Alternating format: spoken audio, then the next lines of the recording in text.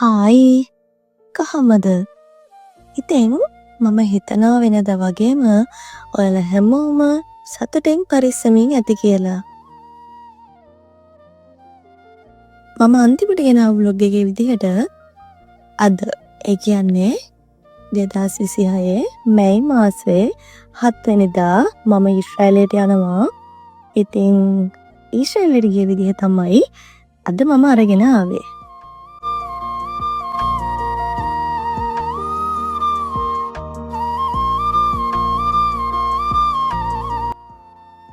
ඉතින් මේ මගේ පළවෙනි ගුවන් ගමන. ඒකත් ඊශ්‍රායලයට යන නිසා මම හරිම සතුටින් අද හිටියේ.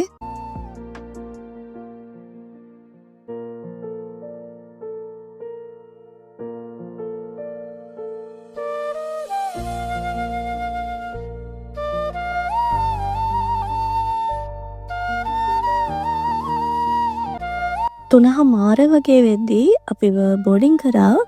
ඉතින් අපි දැන් යමු ෆ්ලයිට් එකට. 4:10ට තමයි අපිට ෆ්ලයිට් එක ටේක් ඔෆ් කරන්න තියෙන්නේ. ඉතින් අපි එටිහාඩ් ෆ්ලයිට් එකේ තමයි අද ෆ්ලයි කරන්නේ. ඉතින් මගේ පළවෙනි ගුවන් ගමනට පළවෙනි ෆ්ලයිට් එක්ස්පීරියන්ස් එක තවත් ලස්සන වුණා. මට වින්ඩෝ සීට් එකක් හම්බ වෙලා. මොකද මම ෆ්ලයිට් එකට එනකම්ම කී හිටියේ හිතෙන් මට වින්ඩෝ සීට් එකක් හම්බුනොත් හොඳයි කියලා. ඉතින් මම හිතපු දේ ඒ විදිහටම හම්බුන නිසා මම මාරම සතුටකින් හිටියේ.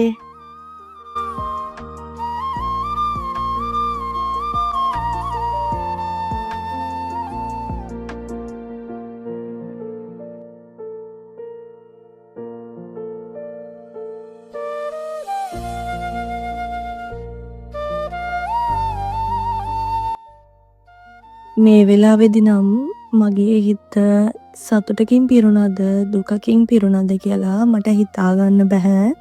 ඒ හැඟීම තාමත් එහෙමයි.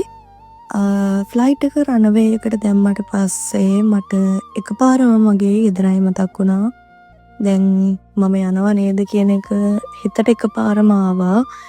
ඉතින් මම කල්පනා කරා දැන් ගිහිල්ලා ඉතින් කොච්චර කාලෙකින් කොහොම එන්න වේද කියලා මම දන්නේ නැහැ.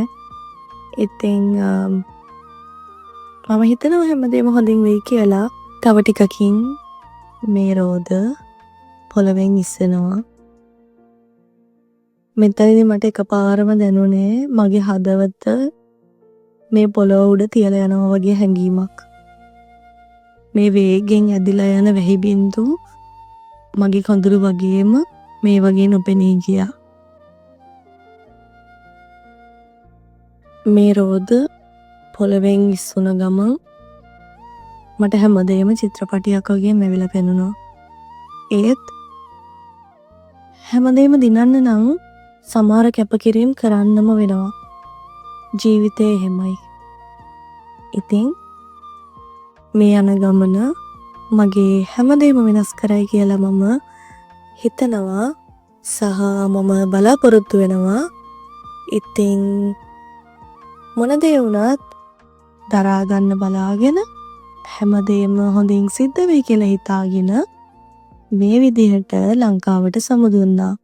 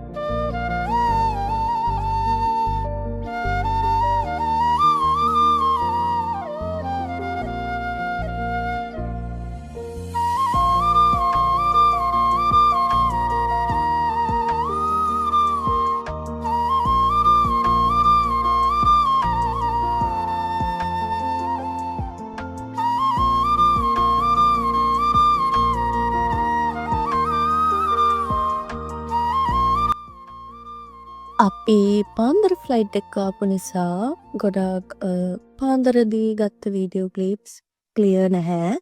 ඉතින් අවුව වැටුණට පස්සේ මාරම ලස්සන view එකක් තිබුණා.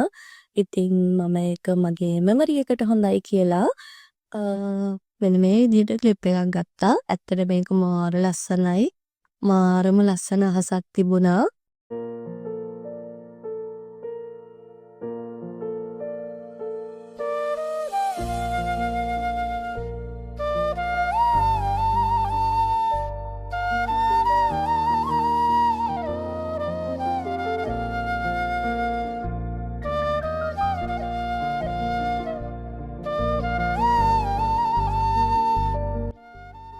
අපිට ටච් කරන්න තිබුණේ අබුඩාබි එයාපෝට් එක. අපේ අනෙක් ගෲප් හැම එකටම වගේ තිබුණේ ඩුබායි වලට ඇවිල්ලා ඊශ්‍රායලයට එන්න. නමුත් අපි එන දවසට ඉස්සෙල්ලා දවස් 2කට කලින් වගේ ඩුබායි එයාපෝට් එකට ආයිත් ප්‍රශ්නයක් වෙලා තිබුණ නිසා අපිට ටිකට් දැම්මේ අබුඩාබි වලට ඇවිල්ලා එතනින් ඊශ්‍රායල් ෆ්ලයිට් එකට යන්න. දැන් අපිට ලෑන්ඩ් කරන්න තිබුණේ උදේ 7යි ගානකට අබුඩාබි ටයිම් වලින්. ඉතින් දැන් ලෑන්ඩ් කරන්න තමයි හදන්නේ.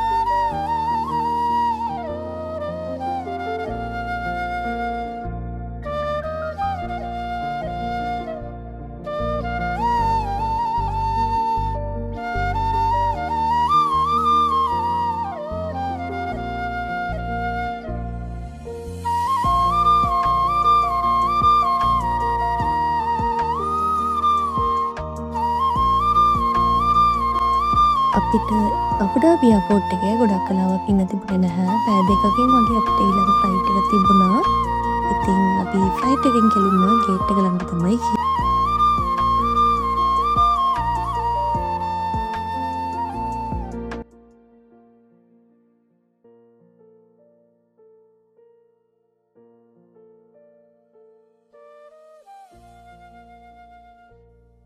ඊට පස්සේ අපි ෆ්ලයිට් එකට ගිහිල්ලා එතනින් ටික වෙලාවක් ගියාම ෆ්ලයිට් මීල් එක හම්බුණා. ඊට පස්සේ අපි ලෑන්ඩ් කරා.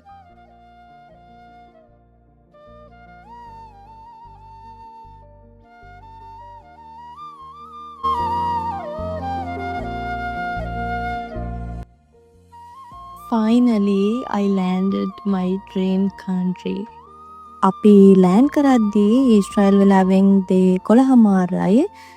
ඉතින් ලෑන්ඩ් කරලා ඉවර වෙලා අපි මෙන්න මේ වගේ වීඩියෝ එකකුත් ගත්තා. ඇත්තටම එයාපෝට් එක මාරම ලස්සනයි. ඒ වගේම මාරම ලොකුයි. ඉතින් මගේ පළවෙනි වතාව නිසා මම ෆුල් එන්ජොයි කරා මේ හැමදේම.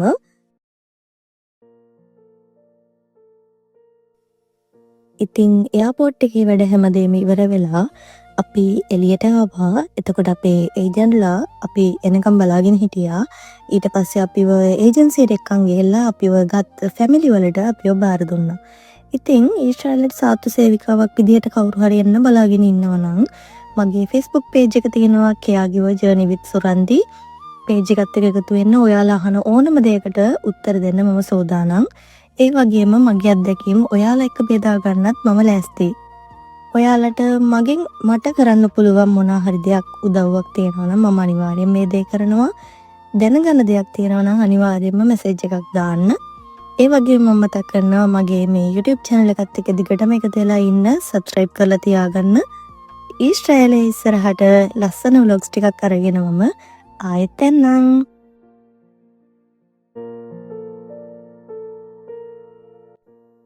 ඒ වගේම ඊශ්‍රායලයට එන්න බලාගෙන ඉන්න ඔයාට ඔයාගේ හැම දෙයක්ම සාර්ථක වෙලා ඉක්මනින්ම මේ රටට එන්න පුළුවන් වෙන්න කියලා මම හදවතින්ම ප්‍රාර්ථනා කරනවා.